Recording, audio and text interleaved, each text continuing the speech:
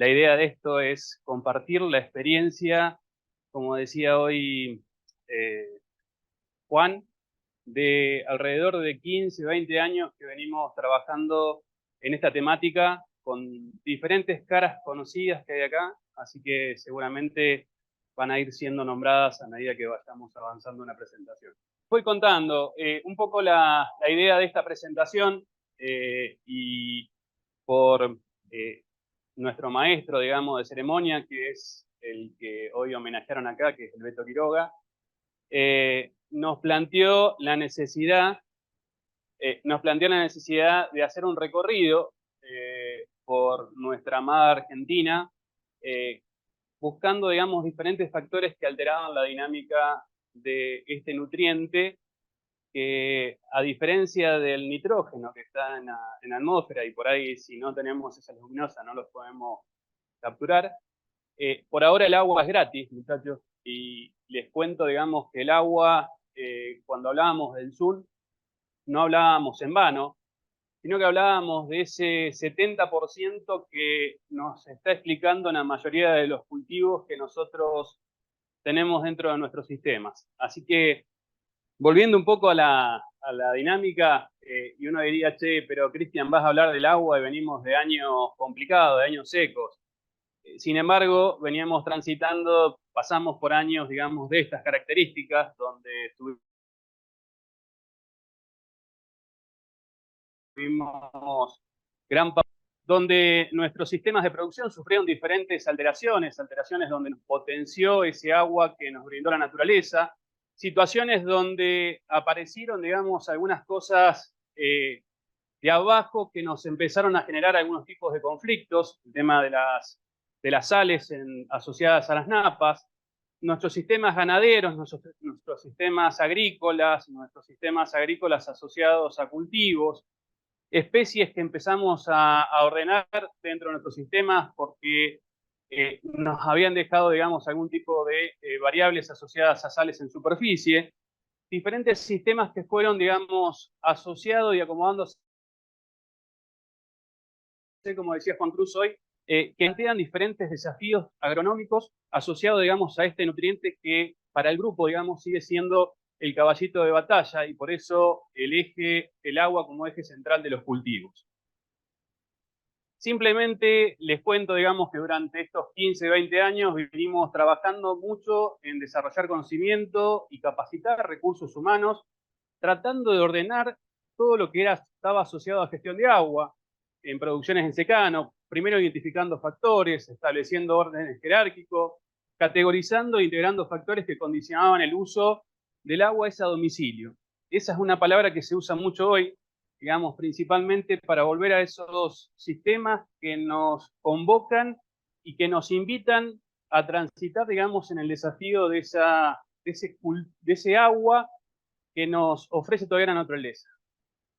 Vamos a trabajar sobre el tema de captación, uno de los grandes conflictos que estamos teniendo hoy dentro de los sistemas agronómicos nuestros, es que cuando hablamos de agua asociadas al agua del suelo y el agua del pluviómetro, el pluviómetro nos está dando un 60 o un 40% más de agua de lo que realmente están entrando en los suelos. Por eso, una de las principales preocupaciones que tenemos como grupo de trabajo, el agua no entra, se distribuye mal, estamos teniendo mucho problema de distribución. En algunos ambientes que tenemos pendiente, como en la cuenca del Morro, por ejemplo, se han generado ríos nuevos asociados al problema de captación y almacenaje. El tema del almacenaje como un factor, digamos, desencadenante, principalmente asociado al tipo de cultivo, tipo de raíces, como hablaba recién Esteban. ¿Cuán profundas son nuestros cultivos? ¿Qué limitantes tenemos en el desarrollo de las mismas? Ese agua de segunda oportunidad que hablábamos hoy, que se llama ANAPA y que está muy asociado al tema de capilaridad, seguramente como factor desencadenante de la productividad de nuestros sistemas. El tema de sales. ¿Qué estamos haciendo, digamos, para tratar de mejorar esa conservación de los suelos?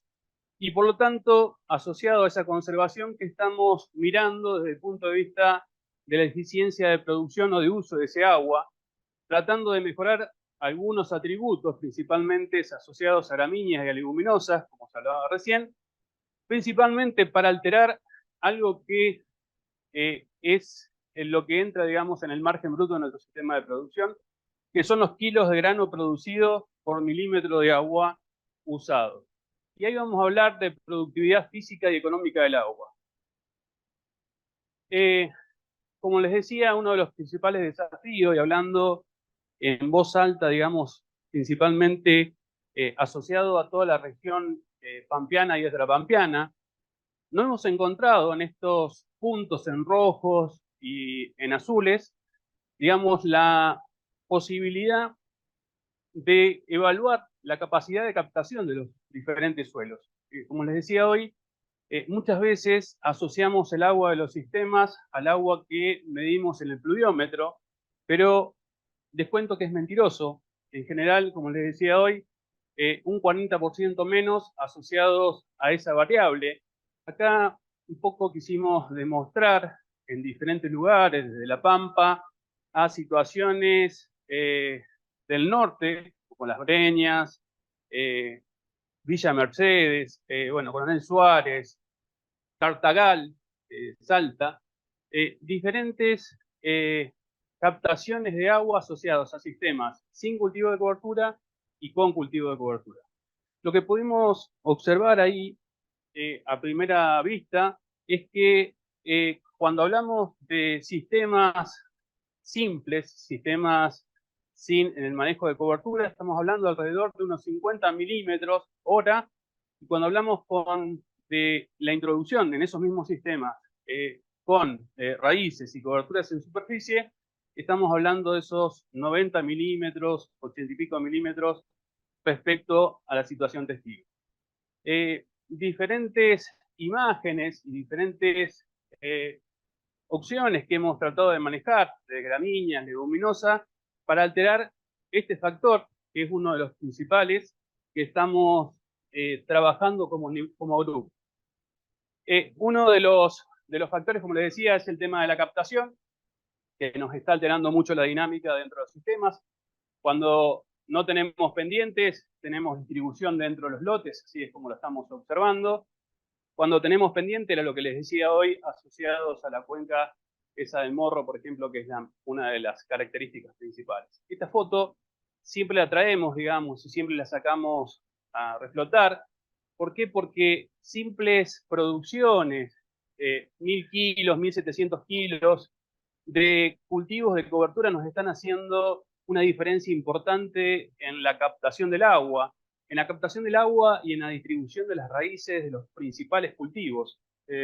Acá le traigo fotos de la zona de Ameguino, de la zona de la Rudé, para que vean ustedes que en diferentes ensayos donde estamos alterando esa dinámica en la porosidad de ese suelo, estamos contribuyendo a un mejor desarrollo y una mejor arquitectura de las raíces de los cultivos principales. Otro de los factores que en general nos alteran la dinámica del agua es el tema de la eficiencia de barbechos. Y uno decía en diferentes lugares que era difícil incorporar cultivos de cobertura.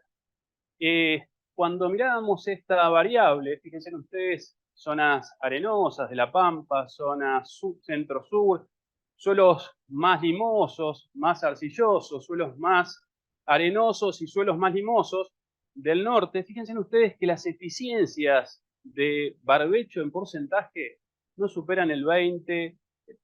Si ponemos un promedio, estamos en el 15%. O sea, ¿qué nos quiere decir eso? Que del agua que nos ofrece la naturaleza durante el periodo de barbecho, estamos aprovechando o transfiriendo a los cultivos principales un 15% de ese agua. Pero en muchas situaciones de barbechos, digamos, mal confeccionados, con poca cobertura, con malezas, en general, fíjense ustedes que las líneas rojas nos están mostrando hasta cuánto podemos estar perdiendo de ese agua. O sea, no hacemos nada, administramos un 20%, un 15% en las mejores situaciones y hacemos las cosas mal y podemos perder en algunas situaciones hasta el 50% de ese agua que teníamos al momento de la cosecha del cultivo anterior. Simplemente les traigo esto porque siempre estamos hablando de que el cultivo de cobertura nos está sacando agua del sistema para el sistema productivo.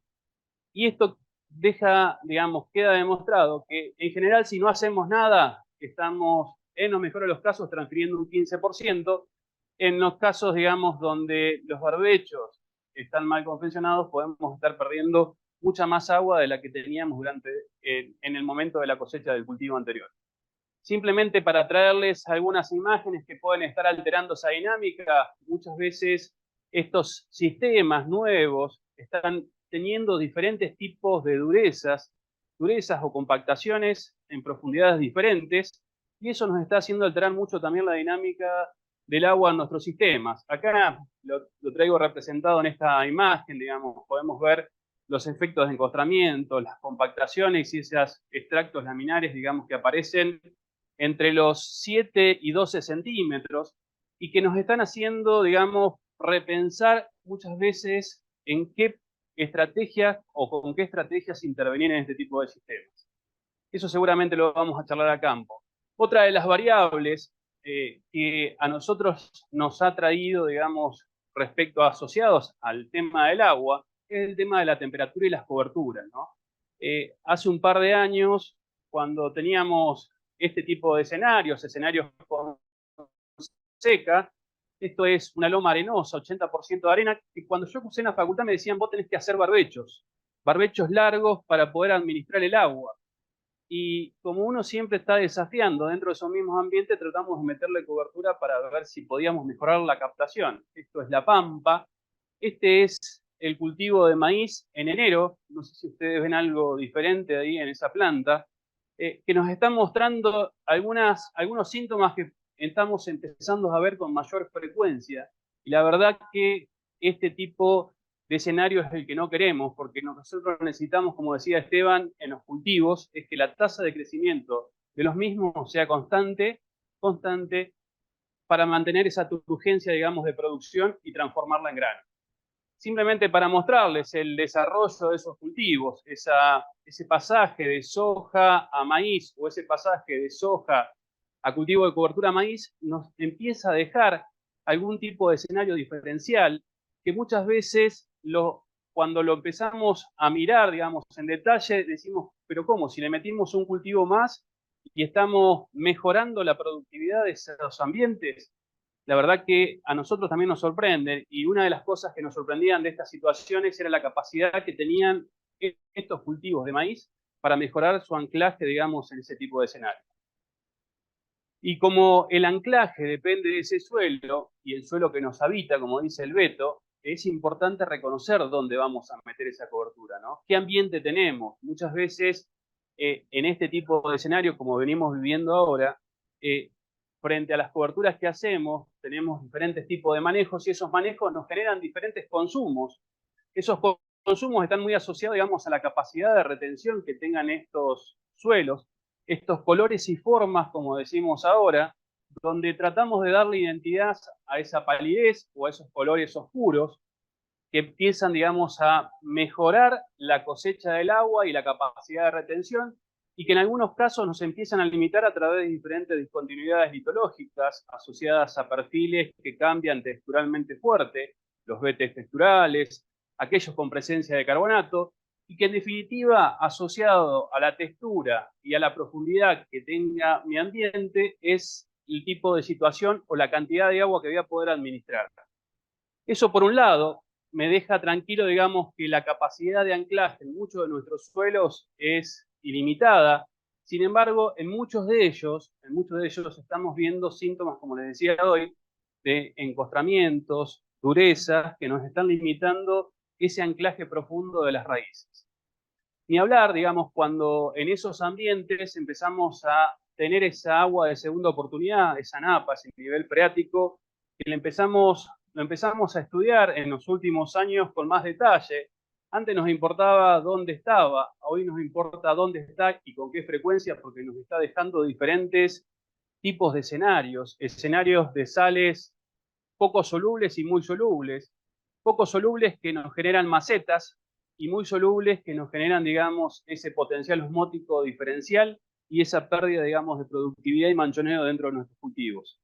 Les cuento, digamos, que sobre este tipo de de indicadores se está trabajando mucho hoy, digamos, asociado, digamos, a la demanda y a la cantidad de colores y formas que se empiezan a ver en superficie asociado a años que vienen complicados y que empiezan, digamos, a manifestarse en esos cultivos que tenemos en superficie. El otro factor, como marcábamos hoy, asociado al agua, es la genética y el manejo. La genética y el manejo, seguramente, cuando hable Juan Renzi, seguramente Juan Pablo nos va a marcar, digamos, los escenarios futuros que estamos teniendo, hacia dónde avanza la genética. Nosotros hoy estamos tratando de manejar ciclos precoces, ciclos más largos, ciclos que se empiezan a combinar con diferentes tipos de especies que empiezan a aparecer en diferentes escenarios productivos, como por ejemplo hablar de avenas convencionales y avenas vitrigosas, diferentes escenarios asociados a cómo estamos manejando el agua, la fecha de siembra, la fecha de secado, el manejo de las especies, el tipo de especies. Fíjense ustedes las combinaciones que estamos teniendo en diferentes nodos de capacitación y experimentación, nodos donde hacemos experiencia y donde transferimos conocimiento asociado, digamos, a las características de los años que transitan. Y si ustedes me dicen, ¿cuándo lo secamos? Yo le diría que seríamos imprudentes de decirle lo vamos a secar en agosto, en septiembre, en octubre o en noviembre, porque eso depende de la capacidad de recarga, depende de la cantidad de agua que nos ofrece el ambiente, de la capacidad de recarga y del tipo de especie que yo tenga en superficie. O sea que podríamos hablar de combinaciones monstruosas. Simplemente para mostrarles a ustedes diferentes tipos de combinaciones y producciones. En esos escenarios se han venido trabajando, esto es Río Cuarto, esto es Pellegrini y La Pampa, esto es Villega, esto es La Rudé, esto es Lecueder, o sea, diferentes situaciones donde estamos evaluando la productividad de los cultivos, centeno, vicia, triticale, avena, y ustedes dirán, che, pero ¿por qué no estás evaluando más especies? En realidad se están evaluando más especies, pero sería una lista interminable para mostrarles a ustedes, digamos, algunos de los que más nos representan y de los cuales hay mucha más información, como por ejemplo centeno, triticale y vicia, donde esos escenarios que nos vienen dejando, y acá aparecen, digamos, los cultivos que hemos venido trabajando, esos nabos, esas crucíferas con características napiformes o bulbosas que empezamos a trabajar allá por Santa Regina, allá en el 2015, diferentes indicadores de esas productividades a través de cuánta agua consume para producir determinada cantidad de kilos por milímetros. Acá tienen rangos donde se están moviendo diferentes especies. Fíjense ustedes qué interesante es ver el recorrido de las eficiencias de producción. Pues si ustedes me dicen qué tipo de especie pongo, uno podría ir a la eficiencia que tiene en esa zona y poder decirle que, qué sé yo, en Anguila Pampa podemos estar produciendo 17 kilos de pasto o 60 kilos de pasto asociado a la tecnología. O sea, con el mismo milímetro podemos estar generando casi 3 veces más de biomasa en los cultivos de gramínea. Y así, digamos, podemos seguir recorriendo diferentes escenarios. Escenarios que nos muestran no solamente la productividad aérea, sino también la productividad radicular. Este es un trabajo que se hizo con Liliana Frasier allá por Ameguino, donde se estudió no solamente la producción aérea, sino también la producción de biomasa radicular, como decía Esteban hoy, en este caso hasta el metro de profundidad, para que ustedes vean diferentes combinaciones, qué niveles de producción teníamos en superficie y cuánto de eso contribuía la parte subterránea. Acá tienen algunas fotos de ese tipo de especie que se probó para darle identidad. Y fíjense ustedes, por ejemplo, en el caso de vicia teníamos una producción casi de 4.000 kilos hacia arriba, y cuando mirábamos el primer metro de profundidad de esa vicia, nos daba 4.000 kilos. Situaciones donde uno pensaba que en superficie eran escasas los volúmenes que estábamos produciendo, por ejemplo, en esta especie trébol rojo que estábamos produciendo 2.000 kilos, fíjense hacia abajo lo que estaba produciendo. O sea, ese iceberg que nos mostraba hoy Esteban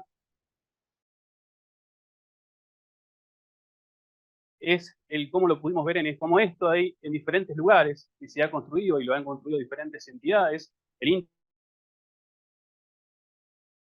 INTA es una de ellas. Por el tiempo nos vamos a ir a otro escenario, un escenario que venimos monitoreando y buscando estrategias de manejo, que son estas cosas blancas que aparecen acá, que se llaman sales, muchachos, y que nos están generando mucho dolor de cabeza en los últimos años. Y estamos trabajando no solamente en los colores que se empiezan a formar, sino también en a darle identidad a dónde está esa sal, qué características tiene. Esto es Bandera Santiago, por ejemplo. Esto es General Villegas. Fíjense ustedes las concentraciones de sal en superficie y al lado, una vena que está atajando parte de esa sal que está viniendo desde abajo. O sea, la contribución que están haciendo las coberturas invernales en nuestro sistema de producción y en este tipo de escenario es fundamental. Y quiero dejarles esta imagen porque uno pensaría, digamos, que las sales, las coberturas solamente nos están generando ese poncho en superficie. Y yo le diría que las coberturas no solamente nos están dejando esos ponchos en superficie, sino que nos están mejorando esa foto que vimos al principio, que es la captación del agua, para mejorar a través de esa captación el lavado de sales y dejarlos en profundidad.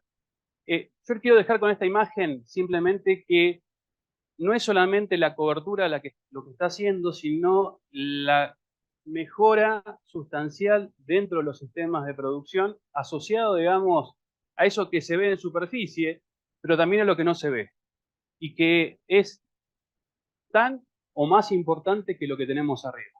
Así que simplemente era un recorrido a través de diferentes situaciones y diferentes escenarios que hemos ido construyendo con el grupo y marcarle, digamos, la importancia de 3 o 4 factores que nos alteran la dinámica del agua. Así que nada más, simplemente agradecerles que hayan venido y lo seguimos en el campo con esas calicatas y esos cultivos que nos traen, digamos, ese apasionamiento por nuestra agronomía. Gracias.